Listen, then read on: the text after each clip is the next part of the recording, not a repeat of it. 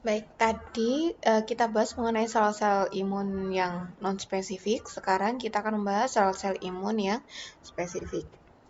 Jadi, di awal tadi telah disebutkan bahwa sel-sel imun spesifik ada tiga. Yang pertama adalah antigen presenting cell atau APC, kemudian sel T dan sel B. Nah, kita bahas antigen presenting cell atau yang disebut dengan APC. Nah, APC ini ada dua. Sel apa sih yang tugasnya mempresentingkan antigen? Jadi, seperti kepanjangannya ya, antigen presenting cell. Berarti ada sel yang menyajikan atau mempresentasikan, mengenalkan antigen ke sel lain. Itu yang disebut dengan APC. Nah, selnya ini ada dua. Yang pertama adalah makrofag, yang kedua adalah sel dendritik atau dendritic cell. Nah, yang pertama makrofag. Nah, tadi setelah antigen itu dimakan oleh makrofag, kemudian didegradasi menjadi beberapa fragmen. Jadi, yang kuning ini adalah antigen. Jadi, yang kuning ini adalah antigen ketika ditempel dimakan oleh makrofag, kemudian dia didegradasi menjadi beberapa fragmen. Kemudian fragmen antigen ini disajikan ke permukaan sel makrofag yang terhubung dengan protein MHC. Nah, ini terhubung dengan protein MHC yang warna merah. Nah, ini bisa MHC kelas 1, MHC kelas 2. Kalau ini yang MHC kelas 2, kemudian berinteraksi dengan protein TCR di sel T. Nah, di sini tugasnya si APC atau makrofag ini mempunyai tugas sebagai menyajikan antigen. Jadi dia sebut dengan APC. Setelah dimakan, dipecah, degradasi menjadi beberapa fragmen, kemudian disajikan ke permukaan yang terhubung oleh protein MHC. Kemudian terhubung dengan TCR, kemudian nanti akan dikenal oleh yang namanya sel T. Nah, sel T ini ada sel T CD4 dan CD8. Ya, CD4 dan CD8. Nah, kalau yang untuk CD4 ini MHC-nya kelas 2, kalau CD8 MHC-nya kelas 1. Prosesnya sama. Nah, ini ketika dia disajikan ke sel T, maka sel T CD4 yang belum matang atau immature akan berubah menjadi sel T helper yang mature. Ya, sudah matang gitu ya.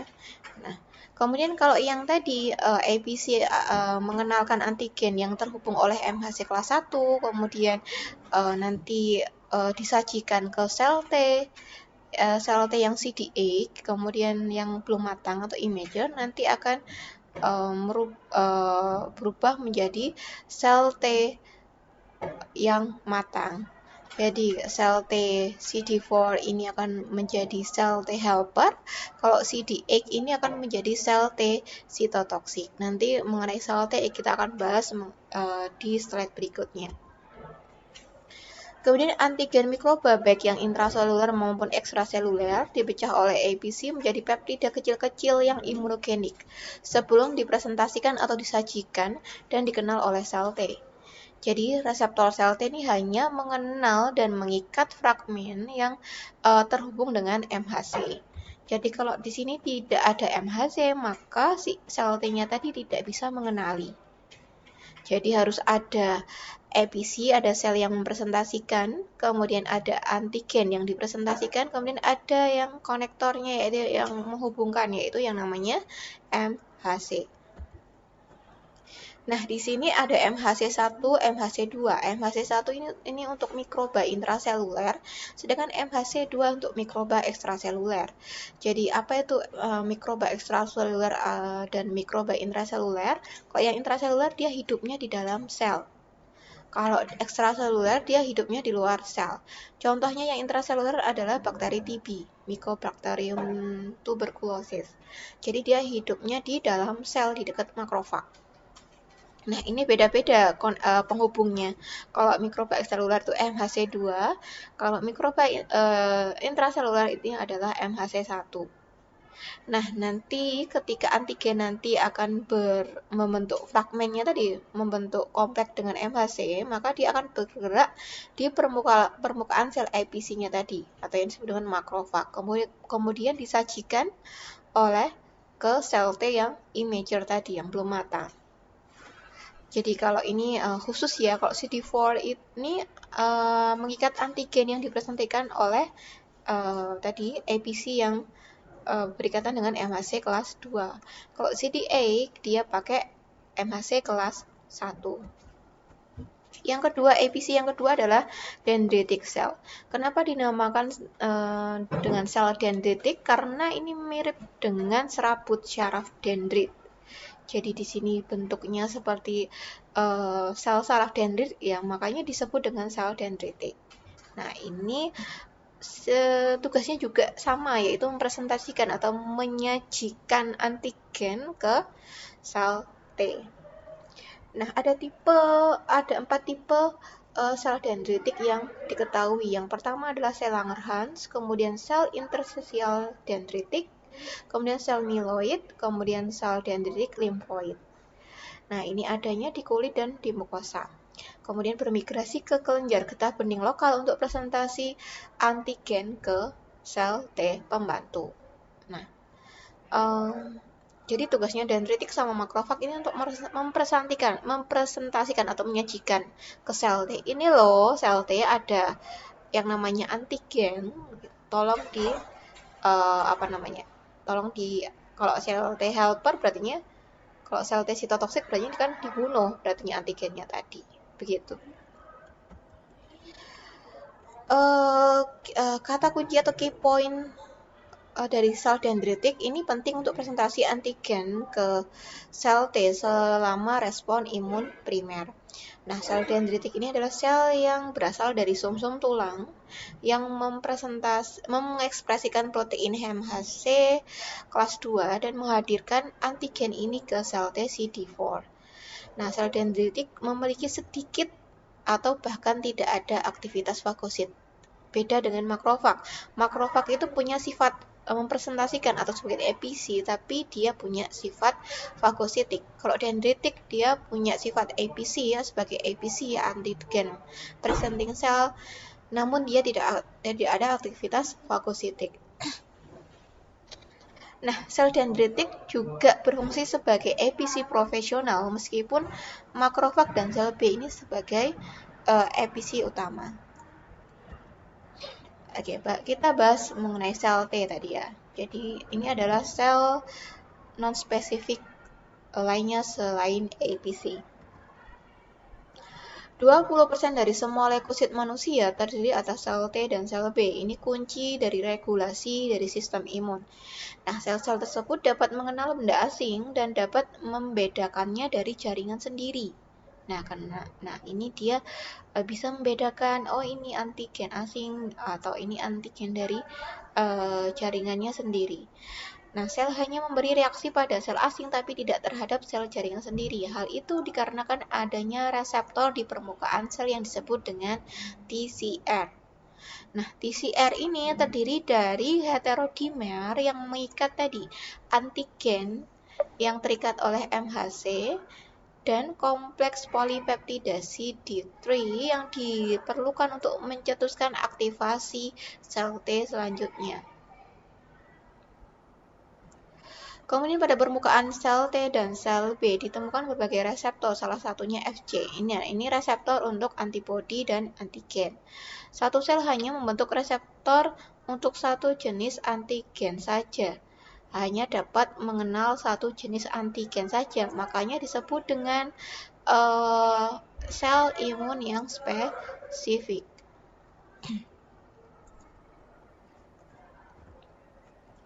Nah, bagaimana perkembangan dari sel T? Nah, sel T ini diproduksi dalam sumsum tulang, termasuk pembentukan reseptor T atau TCR. Jadi dia dibentuk dalam sumsum tulang, juga protein TCR-nya juga dibentuk di situ. Sel T meninggalkan sumsum tulang, kemudian bermigrasi ke timus dalam sel timus, sel T yang memiliki TCR tidak akan berhasil berikatan MHC kemudian kalau yang sel TCR tadi tidak berhasil berikatan dengan MHC maka dieliminasi. Kemudian sel CD4 dan CD8 yang udah matang tadi, yang mature tadi baru meninggalkan kelenjar timus. Oke, sel T itu macam-macam ya. Subset dari sel T ini yang pertama adalah sel limfosit naif atau virgin. Jadi sel limfosit naif atau virgin, limfosit yang belum pernah terpajan oleh antigen. Jadi sel naif ini yang sama sekali tidak terpajan dengan antigen ya, maka disebut dengan sel limfosit naif atau virgin. Sel naif terpajan antigen akan berkembang menjadi T helper 1 dan T helper 2. Nah, ini dapat dibedakan dari jenis sitokin yang diproduksinya. Kemudian yang kedua adalah sel T helper atau sel TH. Jadi kalau ada tulisan sel TH, ini adalah sel T helper. Sel TH ini berperan untuk menolong sel B dalam proses diferensiasi dan produksi antibodi. Jadi untuk membentuk antibodi, antigennya harus dikenalkan dulu oleh sel T. Kemudian sel T helper ini mengaktifkan subset sel T lainnya. Dan sel T helper ini melepas limfokin yang mengaktifkan makrofag. Jadi patogen ini bisa dimakan petanda sehingga patogen ini bisa dimakan. Kemudian sel T helper ini punya petanda yang disebut dengan CD4+. Jadi kalau nanti ada sel yang nanti tulisannya adalah CD4+, maka ini yang disebut dengan sel T helper. Yang ketiga adalah sel TS, disebut dengan sel T suppresor. Jadi ini berperan menekan aktivitas sel T lain dan sel B. Jadi kalau suppresor ini menekan sel T dan sel B. Nah, ini punya petanda CD8+. Yang keempat adalah sel T DTH, sel T delete type hypersensitivity. Nah, ini berperan untuk mengerahkan makrofag dan sel inflamasi lainnya ke tempat terjadinya reaksi hipersensitif lambat. Kemudian sel TC atau sel T sitotoksik. Nah, utamanya adalah membunuh sel yang terinfeksi virus, kemudian menghancurkan sel-sel ganas, dan juga berperan dalam menyerang sel-sel pada transplantasi organ. Kemudian sel T sitotoksik ini menghancurkan sel yang terinfeksi bakteri intraseluler, kemudian menghancurkan sel alogenik dan sel sasaran yang mengandung virus. Yang keenam adalah sel T regulator dan efektor. Jadi sel T ini dibagi menjadi sel T regulator dan efektor. Nah, yang termasuk sel T regulator ini adalah sel T helper dan sel T suppressor.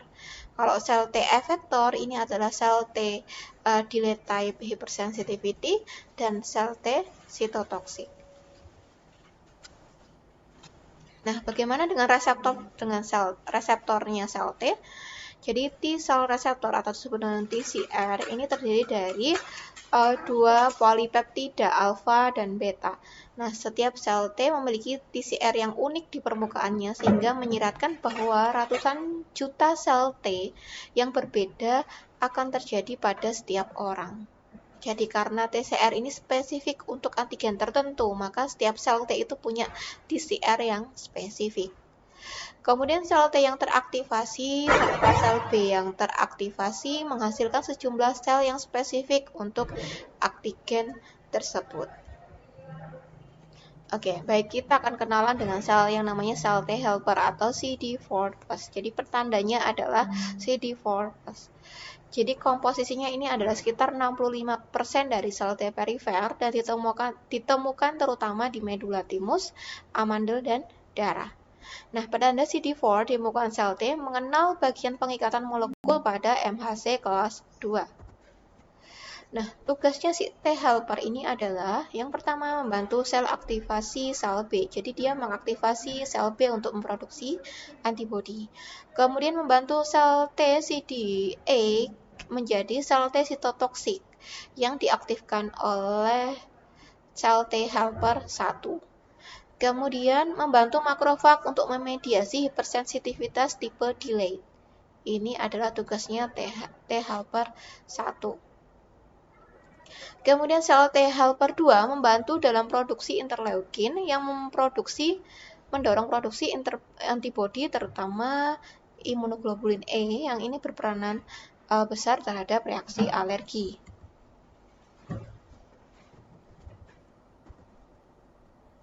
Nah, ini ketika limfosit naif atau virgin ketika terpejat antigen, maka dia akan berubah menjadi sel TH0 ya, sel T helper 0 dan oleh bantuan sitokin interferon gamma dan interleukin 2 akan membentuk sel T helper 1. Sel T helper 1 ini akan berperan dalam imunitas seluler.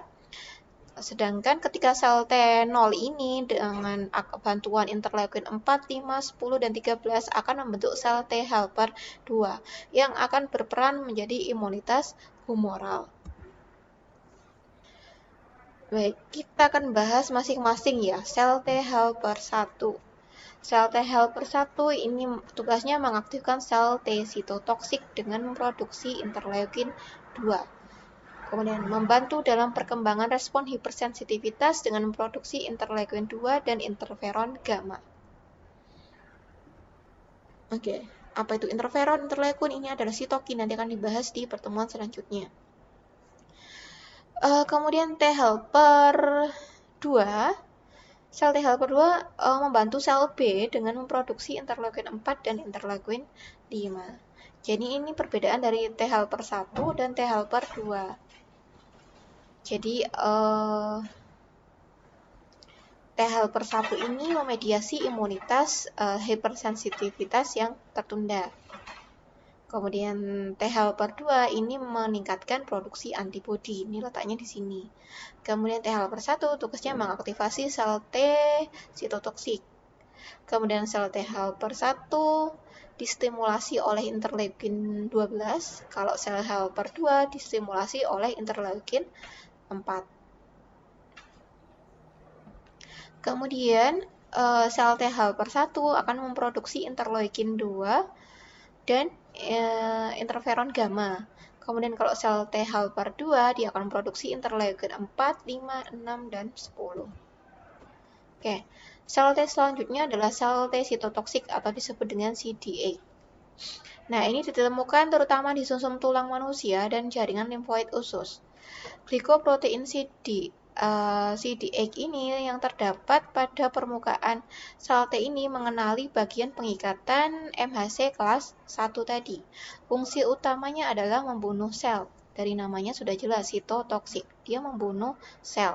Nah, sel apa yang dia bunuh adalah sel yang terinfeksi virus, kemudian sel allograft. Jadi ketika ada transplantasi organ, nah ketika didonor organ maka akan timbul penolakan akibat dari kerja dari sel T tadi.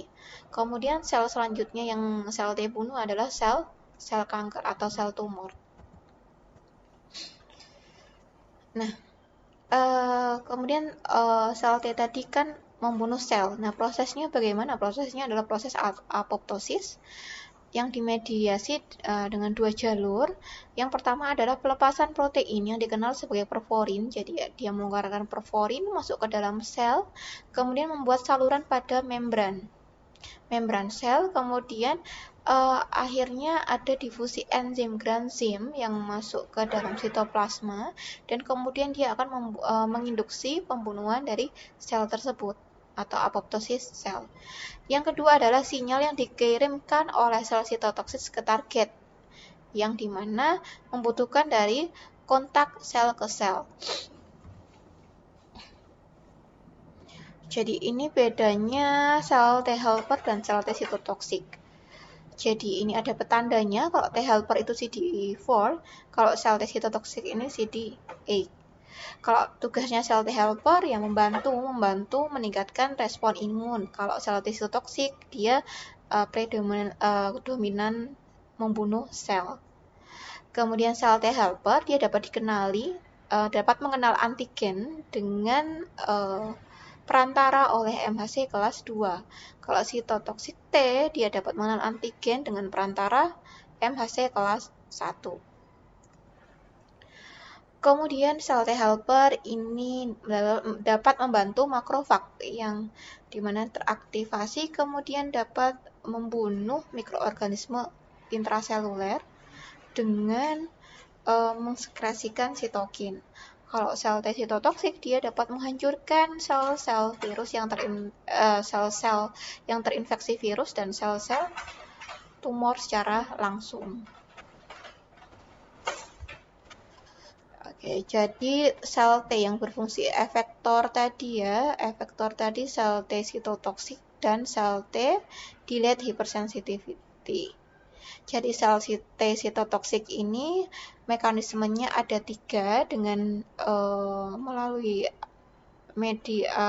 mediator perforin dan granzim tadi. Jadi perforin masuk ke sel, bentuk lubang-lubang di membran, akhirnya protein granzim masuk sehingga dapat menghancurkan sel atau terjadinya apoptosis. Kemudian dengan sinyal FASL, fast ligand interaction. Jadi interaksi antar sel. Jadi dia reseptor TCR pada sel sitotoksik tadi mengenali epitop virus. Kemudian ligan FAS tadi, protein ligan FAS tadi yang ada di permukaan sel T muncul. Kemudian akan berinteraksi, kemudian akan terjadi apoptosis. Jadi apoptosis ini terjadinya akibat sinyal yang terjadi di permukaan sel T akibat dia berdekatan dengan sel T lain. Kemudian mekanisme yang ketiga adalah ADCC, yaitu dengan antibody dependent cellular cytotoxicity. Nah, apa itu ADCC? Jadi sel yang terinfeksi virus juga dapat dimatikan oleh ADCC. Dalam proses ini, sel target dibunuh oleh kombinasi imunoglobulin G dan sel fagosit. Antibodi yang terikat pada permukaan sel yang terinfeksi dikenali oleh reseptor IgG pada permukaan sel fagosit. Misalnya makrofag atau sel NK. Kemudian sel tadi yang terinfeksi dibunuh oleh sel T. Nah, setelah membunuh sel yang terinfeksi virus, nah sel T sitotoksik tadi tidak rusak dan dapat terus membunuh sel lain yang terinfeksi virus yang sama. Ya. Jadi sel T ini membunuh apa? Membunuh sel tadi, sel permukaan sel-sel yang terinfeksi tadi.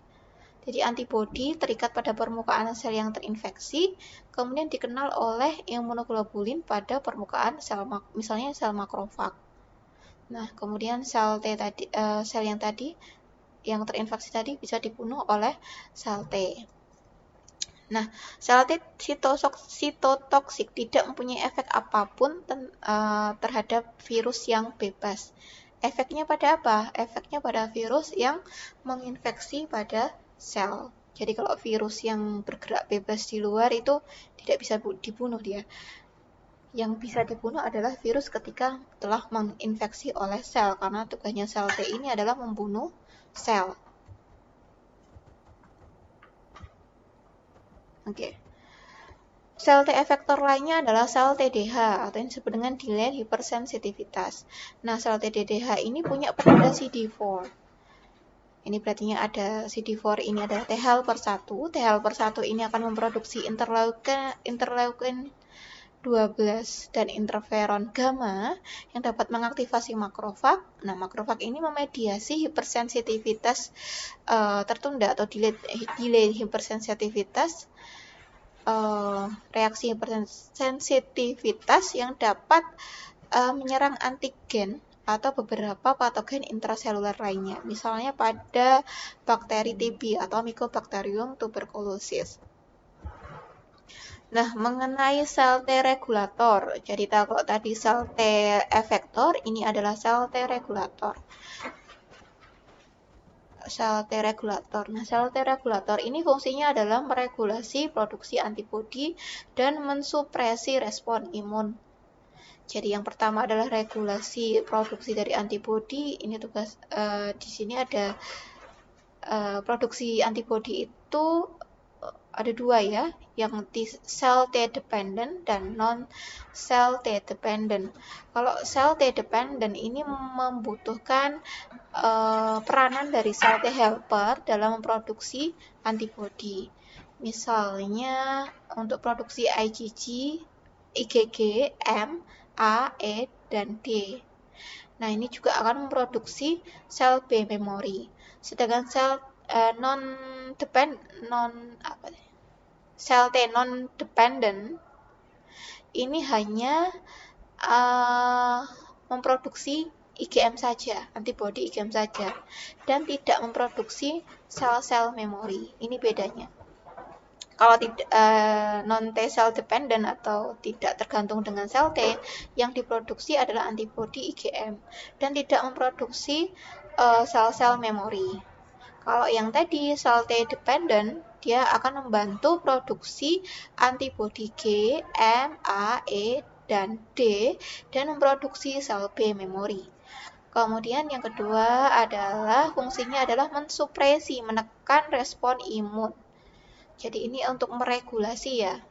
Regulasi sel T regulasi ini mempunyai petanda CD25 yang terdiri dari 5-10% sel CD4. Nah, ini mekanismenya sampai saat ini masih belum jelas. Nah, sel T memori ini memberikan kekebalan tubuh inang dengan kemampuan untuk merespon dengan lebih cepat dan lebih efektif selama bertahun-tahun setelah paparan awal terhadap antigen. Jadi inilah kenapa dapat dijelaskan ketika orang tersebut pernah terpapar suatu antigen, maka setelah bertahun-tahun maka dia akan lebih kebal. Istilahnya bukan kebal, tapi ketika terpapar lagi dengan antigen yang sama, responnya dia akan lebih cepat dan lebih efektif. Bisa dia tidak menimbulkan manifestasi klinis, atau dia bisa menimbulkan gejala namun cepat sembuh gitu, karena respon imunnya dia lebih cepat dan lebih efektif. Nah, sel T memori diproduksi melawan antigen tertentu yang menunjukkan ciri-ciri berikut. Nah, sel memori ini hidup selama bertahun-tahun atau memiliki kapasitas untuk memproduksi sel tersebut. Kemudian sejumlah besar sel memori diproduksi sehingga respon sekunder ditingkatkan dan lebih besar dari respon primer. Nah, sel memori diaktifkan oleh sejumlah kecil antigen dan membutuhkan lebih sedikit kostimulasi daripada sel naif dan tidak aktif. Kemudian sel memori yang aktif yang diaktifkan menghasilkan lebih banyak interleukin daripada sel T naif yang diaktifkan saat pertama kali. Jadi intinya adalah ketika sel T memori ini diaktifkan, ini maka lebih responnya akan lebih cepat dan lebih efektif daripada sel T virgin yang baru pertama kali diaktifkan oleh antigen untuk pertama kalinya.